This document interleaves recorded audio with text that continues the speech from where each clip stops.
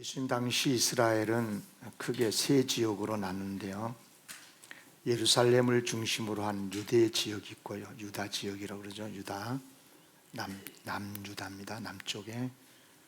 그리고 이제 저 위에 북쪽으로는 갈릴리 바다를 중심으로, 호수를 중심으로 해서 갈릴리 지역이 있고, 그리고 갈릴리와 유다 사이에 사마리아라고 이렇게 있었습니다. 이스라엘 갈릴리 지역에는요, 우리의 귀에 익숙한 마을들이 성경에 많이 나와요. 나사렛, 또 막달라, 벳세다, 가나, 가버나움 등등 많이 있죠. 다 갈릴리 지역의 크고 작은 마을들이었는데요.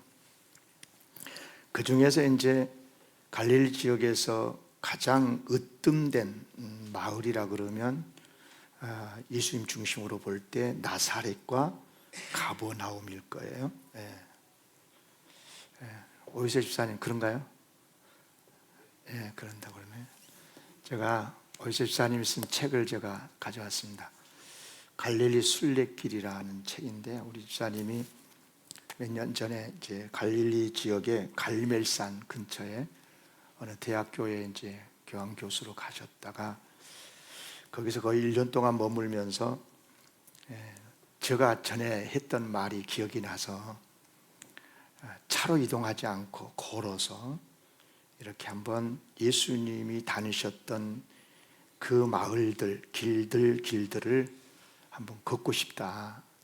그것이 진짜 순례길이 아니겠냐, 이제 그런 생각을 하고 이야기를 했는데, 그게 기억나서 실제로 시행은 제가 안 하고 우리 오십사님 이의정 권사님이 이제 거기 계시면서 했나 봐요. 지도를 보시면요, 제가 허락받고 했는데, 이 갈릴리 지역에 보면, 여기 갈릴리 지역이에요. 그런데 나사렛이라는 산동네에서 쭉 이렇게 거슬러서 갈릴리 호수 바다라고도 나오고, 그 가버나움, 이 동북쪽이죠. 그쪽에 이제 가버나움까지의 길이 쭉 있어요. 그게 이제 예수님의 순례길, 복음의 순례길 등등으로 이렇게 표현하는데, 어쨌거나 그래서 그랬는지 아주 부제 자체가 나사렛에서 가버나움까지 정확하게 짚었어요. 그 나사렛에서 가버나움까지, 나사렛에서 예수님이 사생활을 거의 30년 정도 하시다가 이제 공생애를 시작하시면서 가버나움으로 이사를 가셨거든요, 예수님이요. 그러니까 그래서 가버나움을 흔히 예수님의 본고장, 고향이라는 거죠. 제2의 고향이라고 할 수 있죠. 성경의 본고장이라는 그런 단어도 나오고 그러죠. 그런데 이 두 마을 중에 나사렛과 지금 가버나움을 딱 출발과 종점으로 해서 딱 이렇게 지도를 그렸는데, 이 집사님 직접 그린 거 봐요. 그렸나 봐 이게. 그런데 나사렛에서 가버나움까지 중에 어느 동네가 더 정감이 든가요? 대답 안 해도 돼요.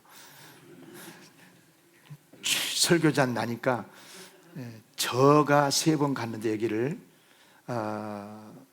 저는 차로 이동을 했고, 그래서 이제 걸어서 좀 가고 싶었는데 뭐 할 수 없이 차로 갈 수밖에 없었는데, 아무튼 저는 개인적으로 가버나움이 더 정겨웠다 생각을 합니다.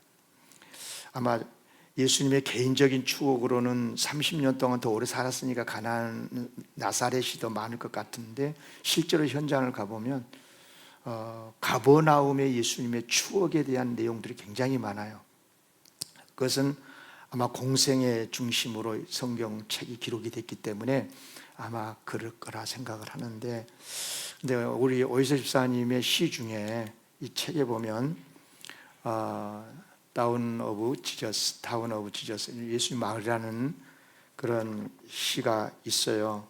그래서 이 시를 제가 읽으면서 어쩌면 이렇게 성경을 정확하게 이해하셨나, 이건 예수님의 성지 순례에 대한 예수님의 삶을 정확하게 이해하지 못하면 이런 식구가 나올 수가 없어요. 나사렛에서 시작한 복음 순례길과 예수님 순례길의 종점인 가버나움 입구 간판 더 타운 오브 지저스, 공생의 시작 전 예수님 사신 마을 나사렛, 공생의 시작 후 예수님 사신 마을 가버나움, 거리는 65km. 그러나 그 사이에서 완전히 다른 시간과 공간, 구별된 두 삶. 이게 신학적으로도 신앙적으로도 잘 표현을 했다. 이렇게 시인 오경남 목사가 평가를 합니다. 시아날도 소학교 오늘 설교가 가버나움이니까 가버나움이라는 시도 있더라고요. 우리 여기 그 다음 페이지에 보니까 174페이지인데 이 가버나움이라는 게 나움의 마을, 나훔의 마을이라, 이 나움은 이로란 말이거든요. 이로의 도시 가버나움, 수많은 말씀을 통해 병든 영혼들 이로하셨고 수많은 기적 통해 병든 몸 고쳐 이로하셨고, 그리고 지금 수많은 가난하고 슬프고 목마른 영혼들 곳곳에서 이로받으리. 아멘. 어찌하면 다나요? 아멘.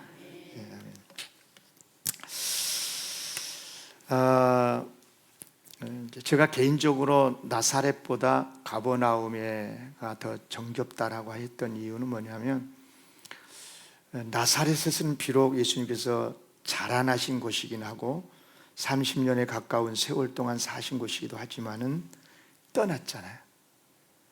그러나 가버나움은 이제 예수님이 세상에 오신 목적, 메시아로서의 사역을 위해서 새로 옮기셔서 사셨던 곳이고, 실제로 성경에 보면 가버나움에서의 예수님의 행적들이 많이 기록되어 있고 그 현장에서도 많이 확인할 수가 있어요. 그래서 여기 마태복음 4장 13절에 보면 나사렛을 떠나, 예수님 나사렛을 떠납니다. 떠나서 스불론과 납달리 지경 해변에 있는 가버나움에 가서 사시니, 가버나움으로 이사 가셔서 사셨다. 그런데 마태복음 9장 1절에 보면 본고장이라고 그랬어요. 본동네, 예수께서 배에 오르사 본동네, 나사렛이 본동네가 아니고 예수님의 고향과도 같은 사역의 중심 도시 본동네 가버나움을 그렇게 마태복음 저자가 기록을 하고 있어요. 실제로 그랬어요. 이 갈릴리라고 하는 지역에 이 중심 도시가 뭡니까? 이 가버나움이었어요. 가버나움. 이 지도를 아까 보셔서 아시겠지만 갈릴리 동북 쪽에 위치하고 있는데요. 이 갈릴리 지역하고 저 지중해 연안에 있는 두로 시돈 해변을 이렇게 있는 요지 이 도시예요. 그래서 로마 군대가 갈릴리 지역을 통치할 때, 예수님 당시에 통치할 때 가버나움에다가 바로 로마 군대를 진지를 구축을 하죠. 그래서 로마 군대가 이 갈릴리에 주둔을 하게 된 거죠. 로마 군대가 주둔했다라고 하는 증거가 복음서에서도 나오는데, 예수님께서 로마 백부장의 중풍병자 하인을 고치신 일이 있었어요. 그러니까 로마 백부장, 로마 장교의 중풍병자 하인인 거죠. 그래서 고쳐줬고, 또 당시 로마가 이 경제적으로 갈릴리에 이제 여러 가지 것들을 착취하기 위해서 거기에 세관을 지었어요.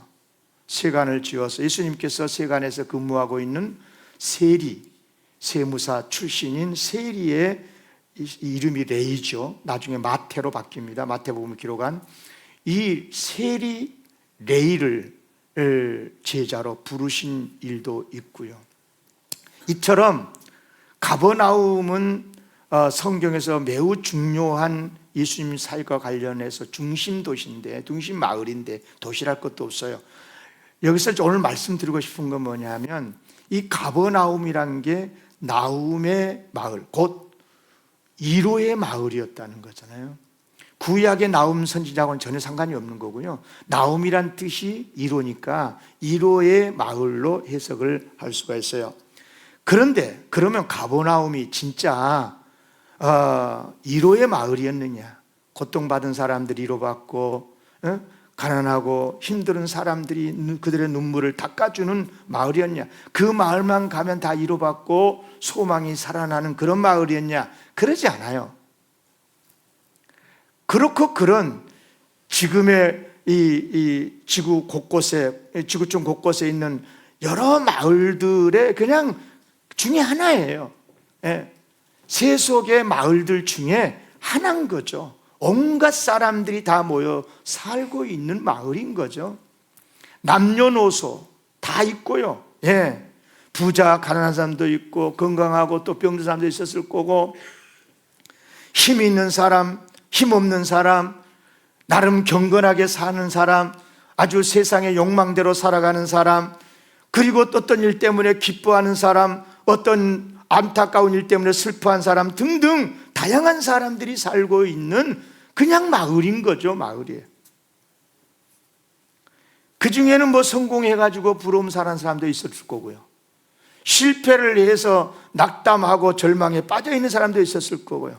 성경을 보더라도 가버나움의 이 내역을 보면, 그 모습을 보면 이로의 마을이 아니었어요. 그야말로 온갖 인간들의 군상, 슬픔과 아픔, 고통과 좌절들이 넘쳐나는 마을인 거죠. 근데 여러분, 이게 무슨 힘없고 빼없고 병든 사람에게만 해당된 말이 아니고, 나름 그 동네에는 출세하고 성공한 그룹의 사람들도 있었거든요. 예를 들어서 해당장 야이로. 여러분, 당시 이 이스라엘 나라는 종교 국가였기 때문에 회당장이라 그러면 대단한 권력이 있는 사람이에요. 회당이 당시에는 유대 사회의 중심이었거든요. 그 마을의 중심. 그런데 회당장 야이로 이야기 아시잖아요. 딸이 죽었어, 딸이. 그래요, 딸의 죽음 앞에서 회당장이라도 울어야 했고, 또 로마 백부장이 거기에 있었는데 사랑하는 종의 중풍병 앞에서 속수무책이었고요. 그렇습니다. 인간의 고통이라는 게 성공 여부 상관없이 누구에게나 닥치는 거고, 누구에게나 고통은 몰려드는 것 아니겠어요? 그런 마을이었어요, 가버나움이. 그런데 그런 가버나움이 말 그대로 진짜 1호의 마을이 돼요. 그 가버나움이 진짜 위로받고 희망을 품는 마을이 되는데, 언제부터였느냐? 예수님이 그 마을에 오신 이후부터. 오늘 본문 말씀이 바로 그것입니다. 예수께서 모든 말씀을 백성에게 들려주시기를 마치신 후에, 따라합시다. 가버나움으로 들어가시니라. 가버나움으로 들어가시니라. 그래요, 가버나움으로 들어가시니 그때부터 그 가버나움의 1호의 마을이 되고, 그 마을이 치유가 일어나게 되고, 그 안에 구원의 역사가 일어났다 하는 거예요. 여러분, 여기만이 아니고요, 복음서에 보면 예수님께서 많은 곳곳의 마을들을 다니면서 사역을 하셨는데, 보면 어디를 갔다가도 가버나움으로 들어오셨다, 가버나움으로 오셨다, 그런 단어들이 많이 나와요. 여러 군데 나오는데요. 그러니까 가버나움이라는 것은 일종의, 이 마을은 예수님이 공생의 3년 동안에 일종의 본부라 그럴까요? 본고장이라는, 본마을이라 그랬잖아요. 본동네.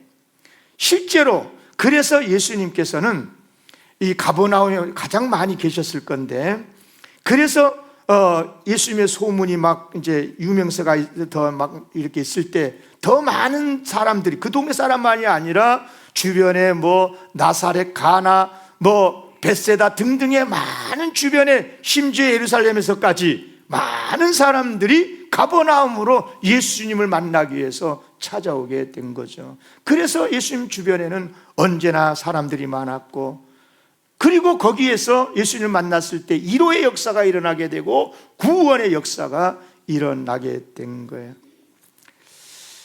제가 요즘 재미나이에게 재미가 붙었는데요, 재미나이에게 제가 이쯤 가가지고 한번 도움을 받고 싶어서 가버나움에서 예수님의 사역을 싹 정리 좀 해줘, 딱 그랬어요. 그랬더니 이렇게 딱 정리해 주더라고. 이거 나 이거 찾으려면 일일이 성경 찾아가지고 다 써야 되는데 1초 만에. 여러분 보세요.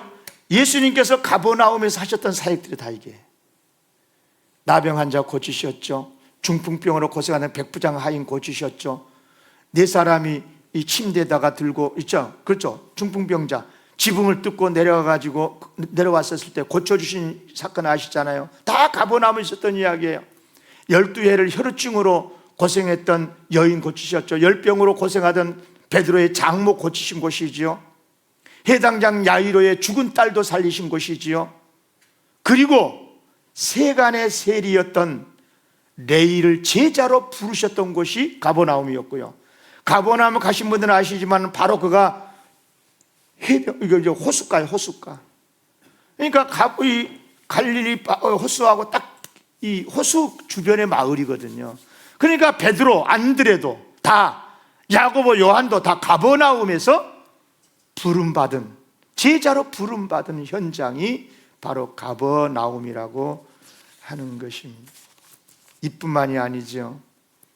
예수님께서는 이런 치유 사역이나 제자를 부르신 일만이 아니고, 이 세상에서는 도대체 무슨 말인지 알 수 없는, 이 세상 사람들은 무뚱땅지 같은 말씀, 정말 영생으로까지 잇대어 연결되어지는, 생명으로 이어지는 귀한 참된 위로와 구원의 말씀을 선포하시는 현장이 가버나움의 해당이었어요. 요한복음 6장 54절 이하부터 제가 읽을게요.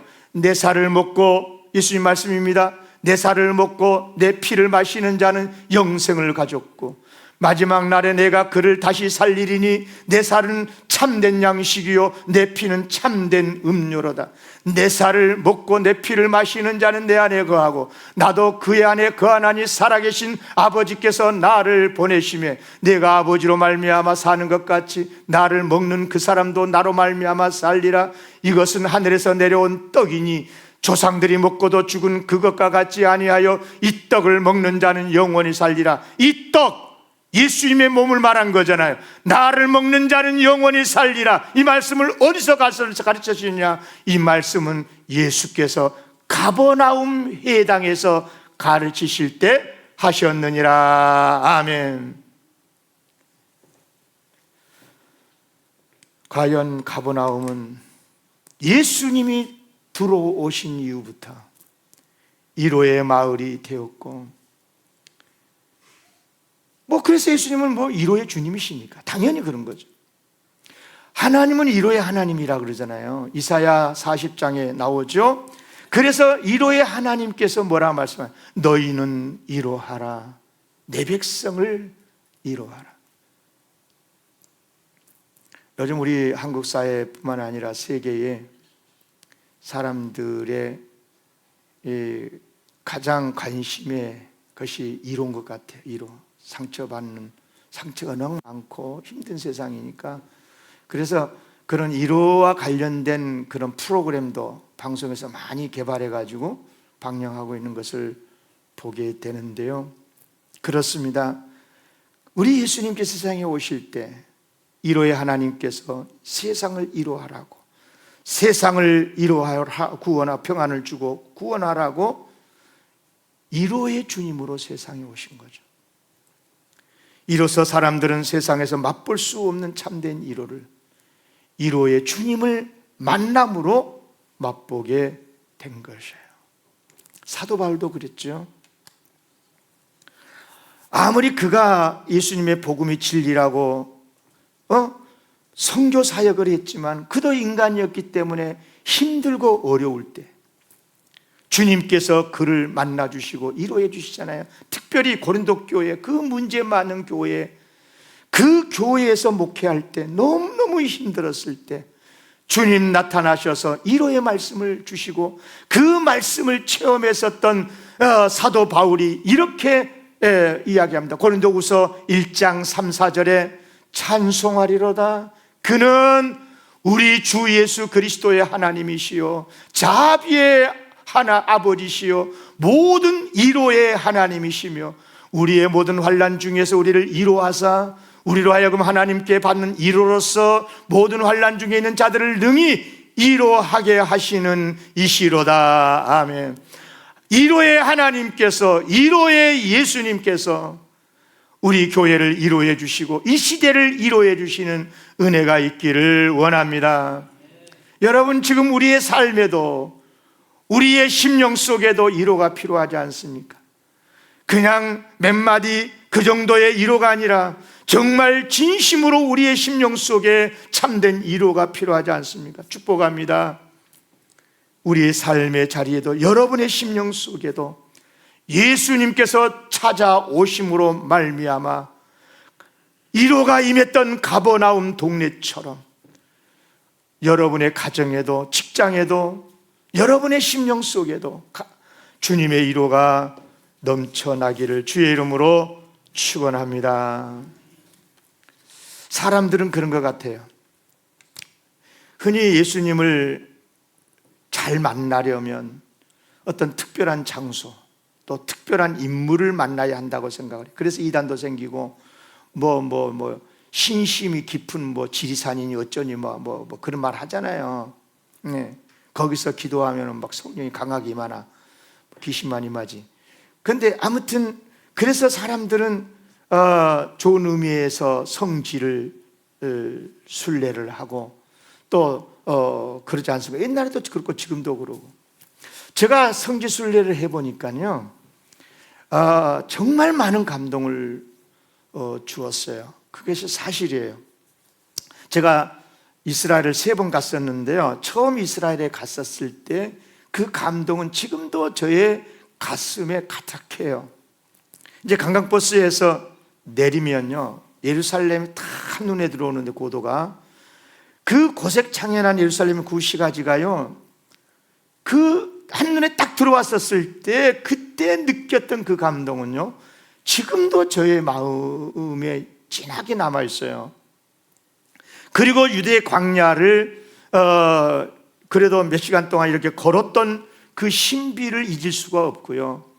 그리고 아트마간 그 언덕 위에서 갈릴리 호수를 내려다 봤을 때의 평화로운 마음, 특별히 제가 기억에 남는 것은 그 가버나움에서의 그 갈릴리 호수 해변가를 이 신발을 벗고 맨발로 이렇게 걸으면서 눈물을 흘렸던 그 말할 수 없는 위로함이 지금도 진하게 남아 있어요.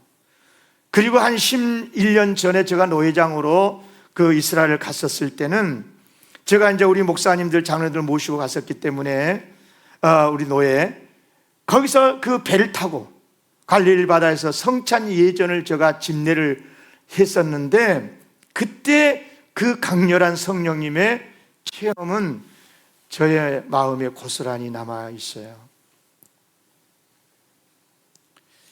정말 눈물 겹도록. 왜냐하면 주님이 사셨고 주님이 거니셨고 주님이 사역하셨던 그 현장이기 때문에 아마 그런 느낌이 있었을 거예요. 그러나 여러분 잘 들으세요. 만약에 거기에서만 그렇게 예수님을 느낀다면 우리가 날마다 부대끼면서 살아가고 있는 우리의 삶의 자리, 그러면 여기는 지옥 같은 세상이고 갈릴리 해변가 같은 그곳에서만 예수님 만날 수 있다면 아예 짐 싸들고 그리 이사 가야지. 예, 그럴 수는 없는 건 아니에요. 아니나 다를까요? 제가 성지 순례를 갔다고 그 진한 은혜의 감동을 가지고 목회지로 딱 돌아왔을 때 여전히 현실의 벽은 높았고, 교회는 여전히 변화가 없고, 새 가족도 없고, 답답했었을 때 하나님이 이걸 어찌하면 좋습니까? 또 가야 됩니까, 이스라엘? 그런데 어느 날 하나님께서 저에게 엄청난 은혜를 주셨어요. 기도 중에 이런 말씀이 떠올랐어요. 출애굽기 3장 5절, 하나님이 이르시되 이리로 가까이 오지 말라. 네가 선 곳은 거룩한 땅이니 내 발에서 신을 벗으라. 네가 선 곳은, 모세가 선 곳은 거룩한 땅이랍니다. 여러분, 그때 당시 모세가 서 있었던 땅이 어디입니까? 애굽에서 사람 죽여놓고 도망쳐서 숨어 들어왔었던 광야였어요. 미디안 광야에 있는 호렙산 아래 어느 들판이었겠지요. 그나마 하나님의 은혜로 광야의 산 여인을 만나 장인의 양을 치면서 겨우 목숨을 부지하면서 살아가고 있었던 모세에게 무슨 위로가 있고 무슨 소망이 있었겠어요? 어느덧 그렇게 40년을 살면서 이제 세상은 다 모세를 잊은 지 오래되었을 거예요. 다 옛날 이야기. 이제는 아무런 기도도 없고 아무런 희망도 없는 무의미한 인생을 살아가고 있었던 모세. 그런데 세상에 하나님께서 찾아오시더니 네가 선 곳은 거룩한 땅이다. 미디안 광야 그 척박한 황량한 돌밭이 거룩한 땅이랍니다. 그러니까 너의 신발을 벗으라는 거예요. 아니, 어떻게 미디안 광야 그 황량한 돌판이 어떻게 거룩한 땅 성지가 될 수가 있는 것입니까? 그 땅에 무슨 보물이라도 묻혀 있는 것입니까? 그렇지 않지요. 그 척박한 광야가 거룩한 땅일 수 있는 이유는 오직 한 가지, 그 자리에 하나님이 계시기 때문이다, 이 말이에요. 그래요, 하나님께서 계신 곳이 성지죠. 하나님은 거룩하신 분이고 거룩의 근본이시니까 아무리 추한 곳도, 아무리 추한 악한 자들이 머무는 곳도, 아무리 추한 사람들이 사는 곳도, 그 사람이라 한다 할지라도 그 사람 속에 주님이 함께 계시면, 그 추한 마을에 주님이 들어오시면 거룩해지기 때문에, 그래서 거룩한 땅이 되는 거고 거룩한 의인이 되는 것이다, 그 말이에요. 그때 저는 깨달았어요. 아, 그렇구나. 우리 영광교회 비록 나 같은 사람이 목사가 돼 있고 연약한 성도들만 있는 것 같지만, 그러나 영광교회가 성지인 이유는 하나님이 함께하고 계시기 때문에. 그렇다면 영광교회는 우리가 지켜야 되고 하나님을 만날 수 있고 하나님께서 임재하고 계시는 거룩한 땅. 그렇습니다. 오늘 시간 여러분 설교 잘 들으셔야 돼요. 교회에 대한 이해를 바르게 해야 됩니다. 교회 밖에서 말하고 있는 교회가 진짜 교회가 아니에요. 우리 예수님께서 세우시고자 하셨던 교회가 진짜 교회입니다. 교회가 무엇입니까? 죄인들에게 예수님이 오시면 회개하고 변화받아 구원받은 의인의 땅이 교회인 줄로 믿습니다. 여러분, 교회가 뭐예요? 교회가 의인들의 공동체예요? 누가 의인입니까? 세상 천하에. 여러분, 척박하고 죄 많은 가버나움 속에 예수님이 들어가심으로 거룩한 위로의 마을이 되고 소망의 구원의 마을이 되었던 것처럼, 우리의 심령 속에 죄 많은 사람들이 있는 곳에 예수 그리스도께서 오시고 하나님께서 오시면 성지가 되고 거룩한 의인이 되는 줄로 믿습니다. 여러분들이 그런 사람들이고 저가 그런 사람 아니겠어요? 교회 폄하하지 마세요. 그것은 곧 예수님을 폄하하는 거예요. 예수님의 십자가를 부정해버리는 지옥의 사람들이나 폄하하는 것입니다. 교회 함부로 말하지 마세요. 그렇습니다. 겉으로 보면 그 사람이 다 그 사람들이고, 그 마을이 가버나움이라고 뵐 수 있어요. 나그네들을 종종 왔다 갔을 거고, 인간의 이런저런 못된 냄새들이 풍기고, 그러나 거기에 예수님이 들어오시니 위로의 마을, 구원의 마을, 성지가 된 줄로 믿습니다. 지금도 마찬가지예요. 다 그렇고 그런 사람들이 모여있는 교회지만, 세상 사람들이 마치 의인화된 것처럼 교회를 향해서 손가락질을 하고 있는 시대지만, 그럼에도 불구하고 우리 예수님이 이 자리에 계시면 교회는 성지고, 교회는 주님의 의인들의 공동체가 되는 줄로 믿습니다. 꼭 기억하시기를 바라요. 자존감을 가시기를 바랍니다. 그래서 제가 이렇게 썼습니다. 다 같이 읽겠습니다. 시작. 하나님께서 함께 하시면 성지입니다. 성도가 있는 곳이 성지입니다. 교회가 성지입니다. 아멘.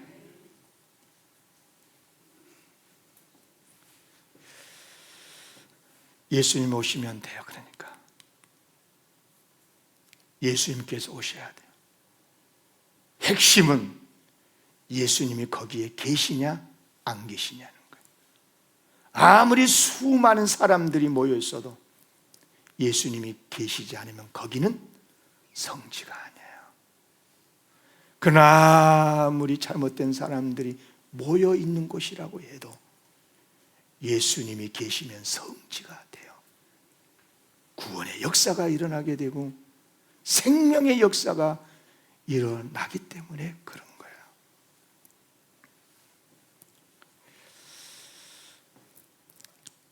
그렇다면 우리가 할 일은 결론으로 딱 한 가지입니다. 오신 예수님을 환영하는 겁니다. 아이고 오지 마세요. 오지 마세요. 이 마을요 엉터리입니다. 엉터리. 겉보기는 평화롭게 보여도 아주 못된 것들이 모여 있는 곳입니다. 예수님 오지 마세요. 예수님 욕 먹습니다. 그러면 안 돼. 오십시오. 환영합니다. 여러분 절대로 예수님을 외면하지 마세요. 밀어내지 마세요.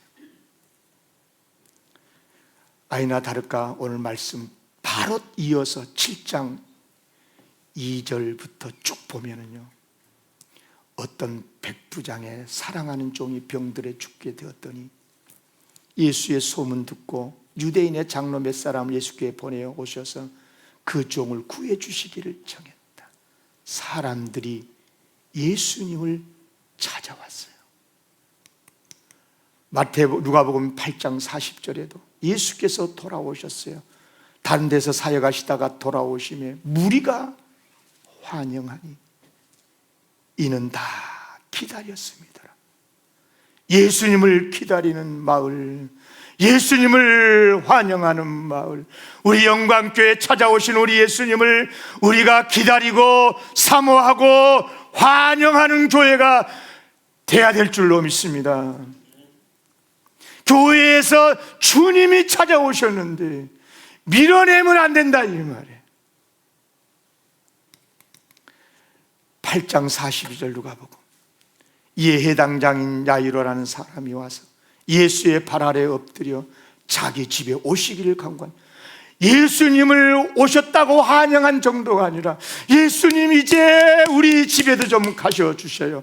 우리 집에 가서 우리 사랑하는 딸 좀 살려주세요. 예수님 우리 집에 가셔서 예수 믿지 않는 우리 자식들 좀 살려주세요. 예수님 만나게 해주세요. 내가 다니는 회사에도 같이 가주세요.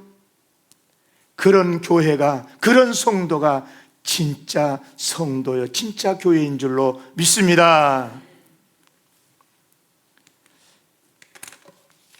제가 이 말씀을 준비하면서 많은 생각을 했습니다. 여러분, 그 외에도 가버나움에서 일어났었던 일들이 많이 있는데요, 오늘 말씀의 핵심은 두 가지예요. 하나는 뭐냐? 우리에게 찾아오신 예수님. 아멘. 이것이 은혜입니다. 은혜. 예수님께서 찾아오신 은혜의 예수님. 중요한 것은 찾아오신 은혜의 예수님을 환영하고 그분을 의지하는 믿음으로 말미암아 우리 안에 위로가 임하고 구원이 임하고 치유가 일어나게 되는 줄로 믿습니다. 이런 은혜의 교회, 우리 영광교회, 우리 한국교회가 되기를 주의 이름으로 기원합니다. 하나님 아버지,